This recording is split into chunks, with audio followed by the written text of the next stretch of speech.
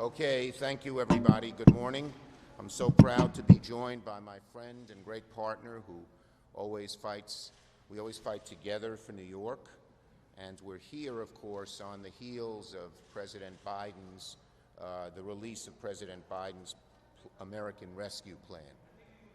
As you all know, we have a major crisis. Okay. As you all know, we have a major crisis in this country, a huge crisis, one of the worst we've ever had, the worst economic crisis in 75 years since the Great Depression, the worst medical crisis, health crisis in 100 years since the Spanish pandemic flu. And we all know that New York was particularly hard hit, maybe harder hit than any other state, because we got it first before we all knew how to deal with this crisis. Here's the good news. President Biden's rescue plan, which I have here, is very, very good for New York. We expect that more than $50 billion will come to New York as a result of this plan. Money for our businesses, money for our unemployed workers, money for mass transit, money for food, feeding people, money for keeping people in their homes, and something greatly missing in the last plan was direct aid to our state and local governments. $350 billion direct aid, and then there will be aid coming in other ways through education, mass transit, broadband. So this is a very, very good plan for New York. We need the help, maybe more than any other state. Senator Gillibrand and I are going to fight very hard to see that this plan is enacted. There's so many needs, and this plan covers the panoply of those needs.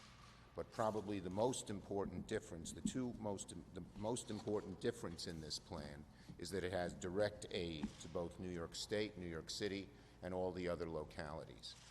That was left out in the COVID plan because our Republican friends in the Senate would not put it in. We found other ways to get New York aid, but this now gives New York a very, very, very good amount of direct aid, and we're very glad that that is in the plan. The bottom line is very simple. We still need a lot of help. Federal government stepped up. I negotiated the original CARES bill with Secretary Mnuchin. That provided aid. But when we wrote that bill, we thought that COVID would be gone by the summer. It then took a long time to get our Republican colleagues in the Senate and the House to agree to another bill which happened right before Christmas. But that was an emergency plan. This deals with the greater and longer-term needs of New York in the ways that I mentioned. With that, let me call on Senator Gillibrand. Oh, I have one more thing to say about appointments, okay? So I'll do that after. Great. Okay, Senator Gillibrand. Well, good morning, everyone, and thank you so much for joining us. I'm very grateful to the new Majority Leader for the invitation to talk about the work we are doing in Washington together, but also to thank him for his extraordinary leadership and dedication to our state and to making sure we get the funding we need at the time we need it most. Like Senator Schumer, one of my biggest priorities is getting real relief into our state and local governments. We've been trying to do that for the entire time, to get money for our essential services and to deal with the non-existent revenues. We both spent last year calling for that relief, and we now finally have the leadership in the Senate and in the House so we can actually deliver it. We see it in Joe Biden's American Rescue Plan, so I am optimistic that we will get the resources we need to our state. Another priority is getting funding to New York's transit system. President-elect Biden's plan does that. $20 billion of relief. It would not only help to keep our buses, trains, and subways on time and working, but it also helps the essential transit workers stay employed to help New Yorkers continue to be able to get to work. For working parents, getting back to work is a high priority, and that requires childcare. The childcare industry has been devastated because of the pandemic, facing higher costs and lower enrollment. Without any aid, many providers will have no choice but to close permanently, leaving more and more parents without the resources and support they need to provide for their families. So I've been calling on this relief for this industry, and President-elect Biden's plan has a great deal of resources in there to do that. The plan would create a $25 billion emergency stabilization fund for the industry, and that will not only fund the industry but the Child Care and Development Block Grant Program by an additional $15 billion. The plan also expands the child care tax credits for a year to help families access care that right now is prohibitively expensive because they don't necessarily have an income. That's especially true here in New York, where infant care costs nearly $7,500 more per year than public college tuition. Working parents and working people all across our state need to know that they can stay home when a child is sick, that they can stay home if they're sick, can stay home if their kids' schools close. That's why we desperately need emergency paid leave. 140,000 jobs were lost last month in December, and the net job loss was among women and women of color.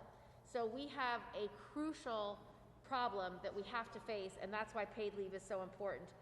Joe's plan will have extended paid leave for 22 million workers, and it's thought to have prevented up to 15,000 COVID infections each day, but that plan expired at the end of the year. So now it's important that we do not abandon this program, that we get it reauthorized, and that's what President-elect Biden's plan will do. And last, to get our country back up and running, we have to do a robust vaccination plan. And this is something that I have proposed a federal health force to do. President-elect Biden's plan will put resources allocated to do exactly that, to hire 100,000 public health workers, to get more shots into arms, to make sure we have the contact tracing and testing that's necessary to defeat COVID. So I'm grateful that our President-elect Biden cares about the things that Senator Schumer and I care about, and I'm so grateful that Senator Schumer is in the room to make sure these negotiations go where our state needs them. Thank you very much. Thank you. Thank you. 2 points I left out. This plan, of course, is very good for New York, but it's very much needed from one end of America to the other. The whole country is hurting. This is a crisis. We must step up to the plate. President Biden has stepped up, President-elect Biden has stepped up to that plate, and when I become majority leader, which will be on Wednesday, I'll be able to help him get this plan done, and I'll be able to, working with Senator Gillibrand and the New York delegation, help New York get the help it needs. Okay? Now I have I'm going to just read a statement, or not read it, but talk about a statement on appointments. As I mentioned, we have the greatest health care crisis in 100 years, the greatest economic crisis in 75 years, and of course we all saw what happened at the Capitol on January 6th. So we're facing large national and homeland security challenges. We need people in office quickly, and I would hope that our Republican colleagues would join us in putting Secretary of Defense, Secretary of Homeland Security, Secretary of State, Attorney General, and others in office ASAP. Given the crises in this country, we cannot wait. And when President Trump was president, on the first day, both Defense and Homeland Security were put into office.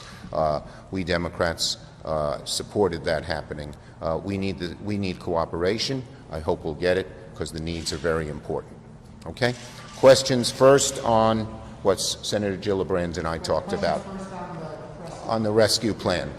You have a majority or about a majority, but we don't have a veto group like filibuster for a supermajority. How worried are you about getting this all back? Well, we hope we can get bipartisan support for this plan. President-elect Biden has suggested that.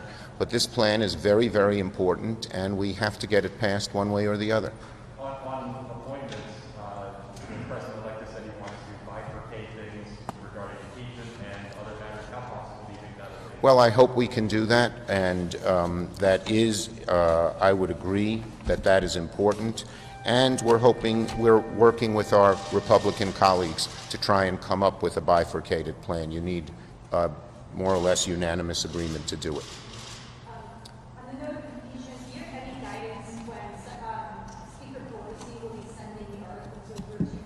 No, I don't. Okay? If I could just ask almost a reflection to that question. You're becoming Senate Majority Leader. It's been, for 45 years, you were first